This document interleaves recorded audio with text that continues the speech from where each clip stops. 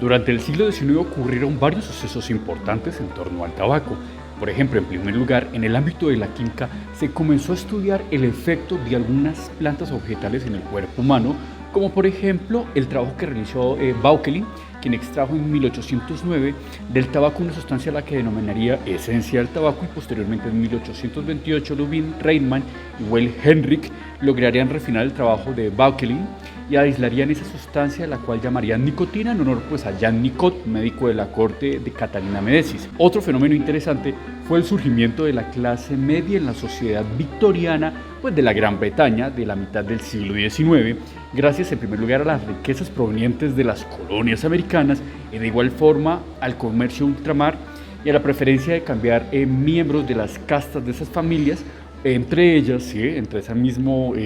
clase social, precisamente para conservar ese estatus. Sin embargo, esta clase media se identificaría fuertemente con el consumo del tabaco a un punto que el tipo de material, el tamaño o la mezcla de tabaco eran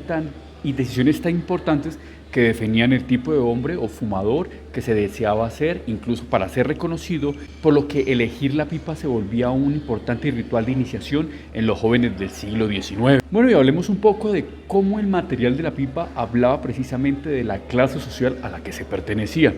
Por ejemplo, las pipas de barro cocido estaban estrechamente ligadas con los trabajadores manuales del siglo pasado y estas se estropeaban con facilidad.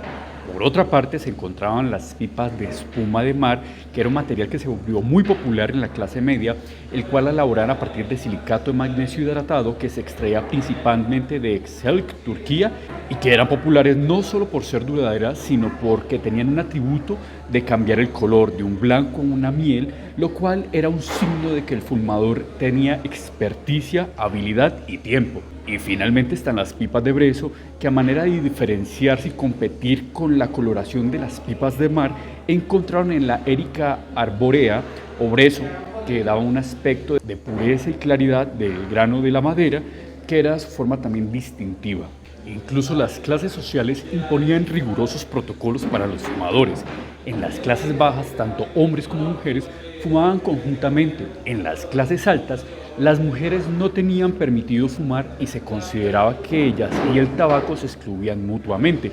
Por tal motivo, los hombres no podían fumar delante de una mujer e incluso cuando el hombre se casaba, las esposas debían dejar solos a sus esposos después de la cena para que ellos disfrutaran de un tabaco en una habitación destinada en la casa para fumar.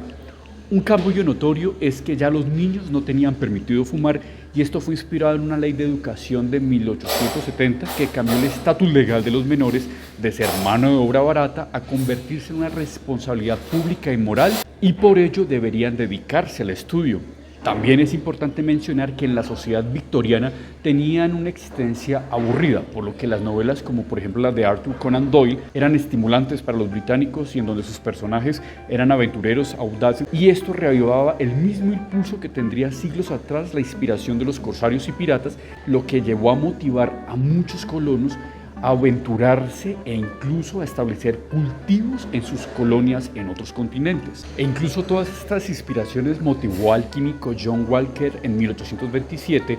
a inventar el fósforo o cerillo, y que posteriormente sería copiado y comercializado por el londinense Samuel Jones. Este invento iba a ser destinado a los fumadores y tal fue el impacto que tuvo que el gobierno británico en 1871 les impuso un gravamen.